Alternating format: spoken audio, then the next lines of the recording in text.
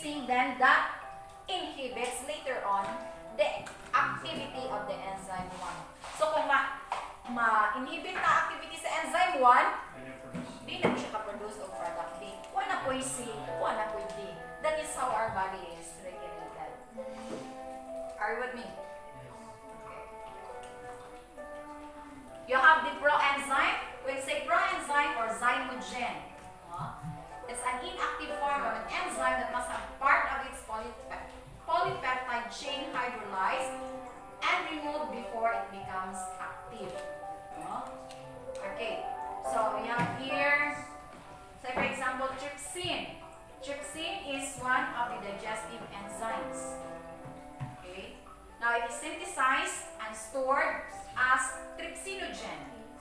Now, trypsinogen is an inactive form of enzyme. Trypsinogen. So it has no enzyme activity. That's why it's called inactive form. Now, to be used, in order for this trypsinogen to be functional as digestive enzyme, this has to be converted into trypsin. It's an active form. So that is an example of proenzyme. So the proenzyme or the zymogen there is the trypsinogen. That is proenzyme or zymogen. So trypsinogen is a zymogen or the proenzyme for trypsin, which is an active form of enzyme. Are you with me? Okay, are you with me? Yes, ma'am. Okay. Okay, like for example also kanikuan.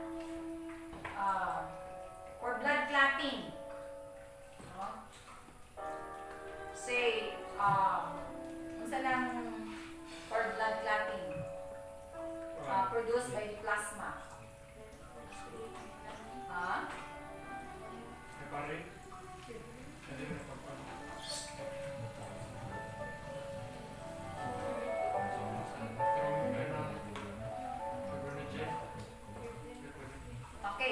Okay, fibrinogen. Fibrinogen is an inactive form, it's a zymogen, which has to be converted into an active form called fibrin. So fibrinogen is zymogen or proenzyme.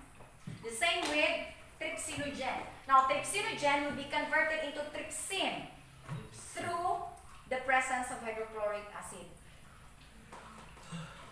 So when this zymogen or proenzyme trypsinogen would be converted into its active form, trypsin, so you should have the hydrochloric acid. So trypsinogen is produced by these chief cells in the stomach. It's produced by the chief cells in the stomach, of which, with the presence of hydrochloric acid, this zymogen or proenzyme will be converted into active form called trypsin that will digest protein to polypeptide in the stomach. Okay, so your meat will become polypeptide when it reaches to the stomach. Okay, so that's just one example. Okay, allosterism. We say allosterism, enzyme regulation based on an event occurring on a place other than the active site. But that creates a change in the active site. Like for example, non-competitive inhibition or non-competitive inhibitor, that is allosterism. So there is binding other than the binding site of enzyme. That is an example of allosterism. Enzyme regulation. So you have allosteric enzyme. So the enzyme which is said to be regulated by allosterism is called allosteric enzyme. And then we have negative modulation and positive modulation. Say, dapat i-modulate. There is what we call as modulation. That is way of regulating. Positive, say, negative modulation meaning inhibit. Positive modulation meaning stimulate. Okay? And then we have this molecule called the regulator. So regulator is a presence that binds on allosteric enzyme. So a regulator can be that katong non-competitive inhibitor. Pwede siya dito, no? Pwede siya ma-term as non-competitive inhibitor. So that regulates the activity of the enzyme. So kung too much active na po ang enzyme, no? Very active ang enzyme, so it produces more of the product. Enzyme is just to speed up and lessen the activation energy. But it does not contribute to the product formation. It does not contribute to the product formation. Ang iyahang role is to increase the chemical reaction and shortens the activation energy. Okay? But it does not participate in the product formation. Okay? So you have here, this is allosterism. So this is the regulator, this is the enzyme, this is the active site. So more siya nakahimo po og regulatory site. This portion is called the regulatory site that regulates the activity of the enzyme. So it does not inhibit the binding of the substrate to the active site of the enzyme, but it regulates the activity of the enzyme. Okay. So you have there enzyme modification, protein modification. So like this. Now when we say this is active and inactive, say phosphokinase. Phosphokinase, PK, phosphokinase. Now, say for example,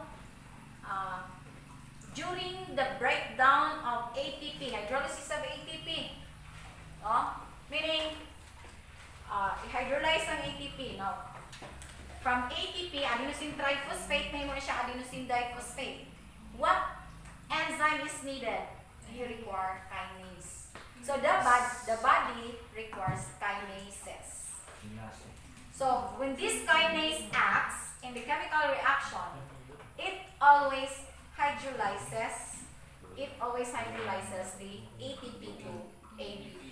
From adenosine triphosphate to adenosine diphosphate. Ang opposite ana is phosphatase. So, from active form to inactive form. Ang phosphatase, from inactive to active form. So, ang phosphatases, ipa-activate niya ang enzyme. Ang role na sa enzyme. This is an enzyme, phosphatases. Phosphatase. Iyang role is for activation. Ang kaning kinases, inactivation iyang role.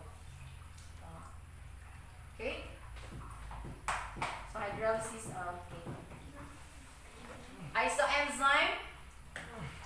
Say isoenzyme, enzyme that occurs in multiple forms. Lahi-lahi forma. Each catalyzes the same reaction. So that's why naatay mga families. Naatay mga different families of enzyme. Or say hormones. So, and each catalyzes the same reaction.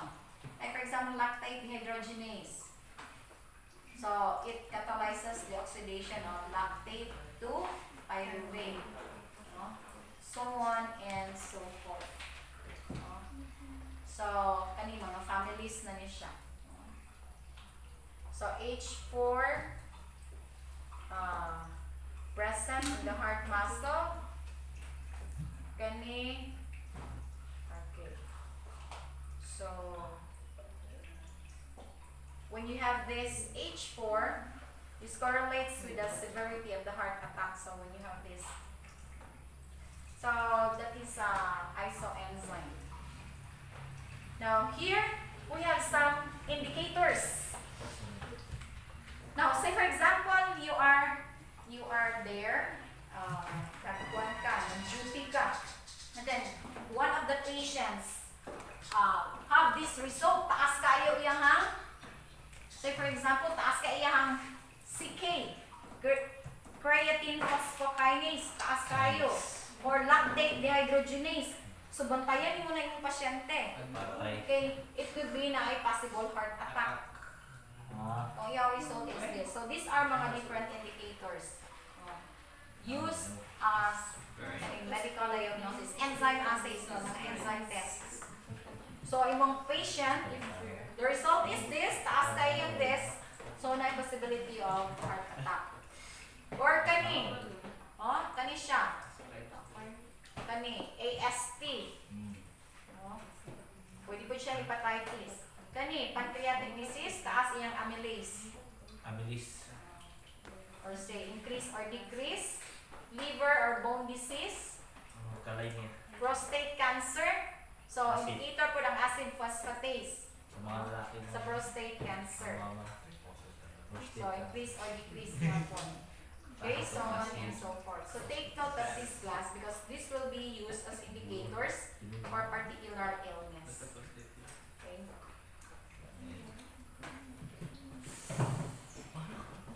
Enzyme, antibody that has catalytic activity. Okay, so question?